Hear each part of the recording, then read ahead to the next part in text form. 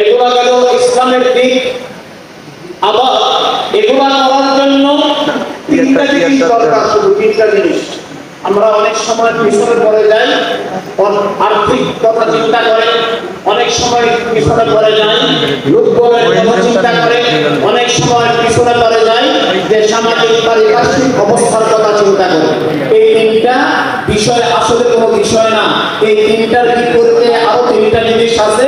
সেটা হলো, এক নম্বরে হচ্ছে মহান আল্লাহর উপর ভরসা, দুই নম্বরে হচ্ছে ঈমান, মজবুত ঈমান, তিন নম্বর হচ্ছে সাহস। এটা একটা জ্বলন্ত নজির বর্তমান পৃথিবীতে আছে, এটা আমি পরে বলবো। এর আগে একটি কথা আপনাদেরকে বলতে চাই। আমরা কিন্তু দুইটা ভাগে বিভক্ত ছিলাম, এখনো আছি, যদিও এই বিভক্ততা কিছুটা কমে আসছে। সেটা হলো অন্য কিছু নয়, এই তরুণ প্রজন্ম, কুমিল্লার তরুণ প্রজন্ম এই জিনিসটা অনেকটা দুর্বৃত্ত করার চেষ্টা চালিয়ে যাচ্ছে এবং তারা অনেকটা সফল হয়েছে। সেটা হলো, আমরা মনে করি মাদ্রাসার তরুণদের কাজ একটা, স্কুল কলেজ ইউনিভার্সিটির তরুণদের কাজ আরেকটা।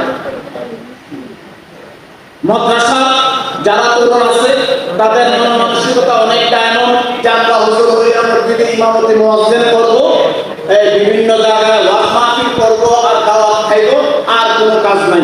স্কুল কলেজ ইউনিভার্সিটির তরুণরাও এই ধরনের ভাবে তাদেরকে ঘুরে ফিরে রেখেছেন। আসলে না, আমরা কুমিল্লার তরুণ প্রজন্ম সবাই